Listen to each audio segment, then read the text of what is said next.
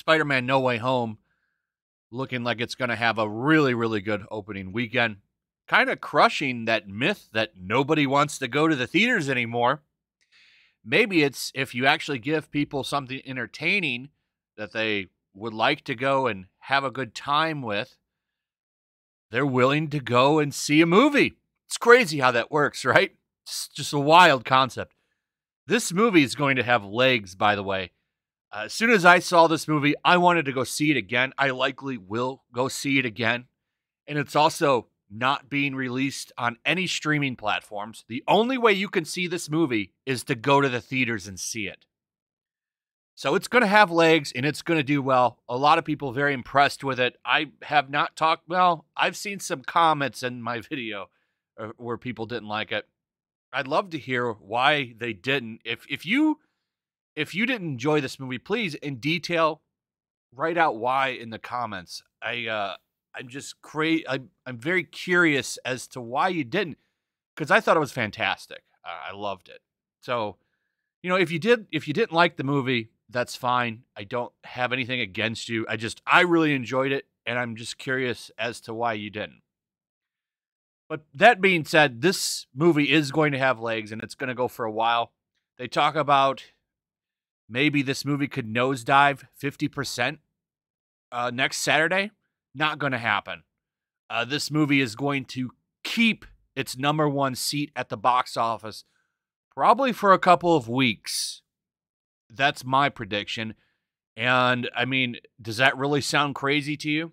Now, the reason I'm talking about this is because this week, December 22nd, which is a Wednesday, by the way, really strange time for a movie.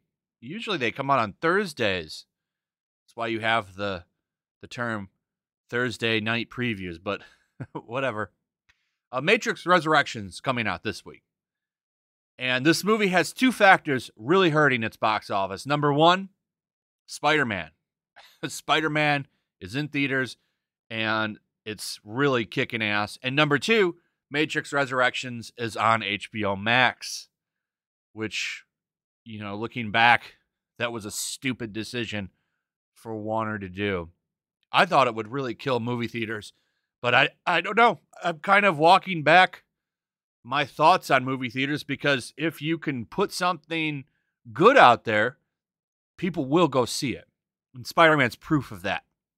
But you need more than one movie. You need a movie to come out every month like Spider-Man, really, to keep things going. Maybe not quite at the $1 billion level, but you need people packing theaters for theaters to stay open. Now, Spider-Man proved that people will go.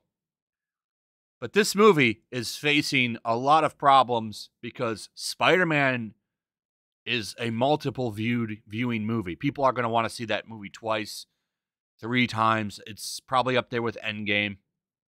And this movie, why would I go see it? I can watch it at home. This is going to hurt Matrix Resurrections. Piracy is going to hurt Matrix Resurrections because HBO Max is going to provide Pirate Bay with a pristine 4K copy to distribute. And that's going to probably hurt the movie a little bit. There's movies that haven't had these problems, and I always like to point to Godzilla vs. Kong because there was piracy for that movie. Theaters were at limited capacity at the time, and that movie still did pretty damn good despite being on HBO Max.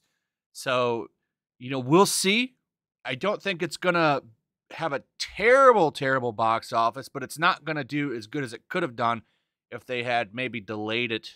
I would have put it out next month, to be honest.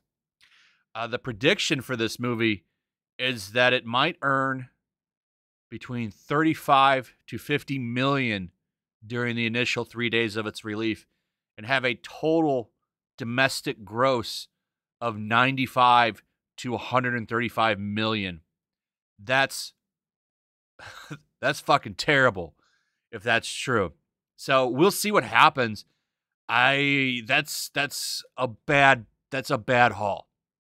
So they would need to impress with those HBO Max numbers. And then also, some of the first impressions aren't really helping it, in my opinion.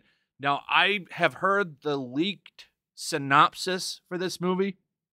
And if true, it actually sounds like an okay movie, But some of these critics in their first reactions are not helping the movie. Like this one. The Matrix Resurrections, despite and because of its infinite goofiness, is the boldest and most vividly personal Hollywood sequel since The Last Jedi.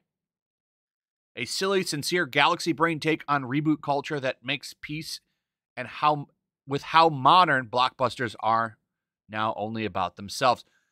The Last Jedi term, comparing it to that movie, is bad. if I were Warner, I would call them up and say, please delete that. Please, for the love of God, delete that tweet immediately. Because there's already an article that uses that in its headline. Because don't forget, critics actually loved The Last Jedi, but most fans didn't. In fact, that's the movie that split the Star Wars fan base in two.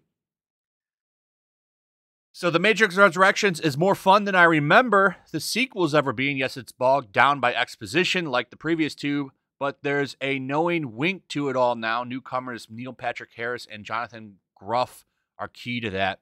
Oh, and the climax rocks. It's not perfect. There are some moments that might be complete and utter nonsense, but while The Matrix Revolutions broke my heart, Resurrections did the other thing, and I'm just so happy about it.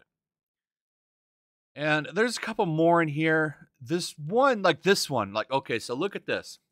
This isn't very good. Matrix Resurrections is too self-aware of its existence, poking fun at itself a bit too much. It's very heavy on the love story, with not a lot of show-stopping action and effects, which is what people want. The best part is Jonathan Groff, but that's just life at this point. You'll probably see it on the Oscars shortlist for visual effects, but it might 50-50 for something like sound.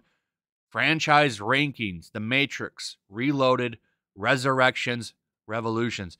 Resurrections being sandwiched between the two sequels. Yikes. Now, some people like it, but the biggest theme in here is that it's like a goofy comedy, that's not really what I'm looking for in a Matrix movie, to be honest. Lots to discuss in Matrix Resurrections, but also I think there is a shot of Keanu taking a dump, or at least a number one sitting down. That's very, very strange. This Scott Mendelson has been on a roll lately. Look at his. The Matrix Resurrections is a comedy. The action is disappointing, and the new characters are thin. But the metatextual comedy is biting. It wrestles with its own legacy in that Jurassic World Bad Boys 3 RP1 fashion. I prefer the first three, but this is a wild swing. So it seems like first reactions are rather mixed. The only one that really rose my eyebrow up was the guy comparing it to The Last Jedi, which is a very, very, very red flag from me. I'm gonna still watch it, and I'll tell you what I think about it. Spoilers here. The one thing that I think some people might be up in arms about is Trinity apparently sharing power with Neo or getting the same power set as him, and they're kind of both, the one. Which, if you think about it, a lot of people forget about this because the sequels were so terrible. But there were multiple the ones. There's not just the one.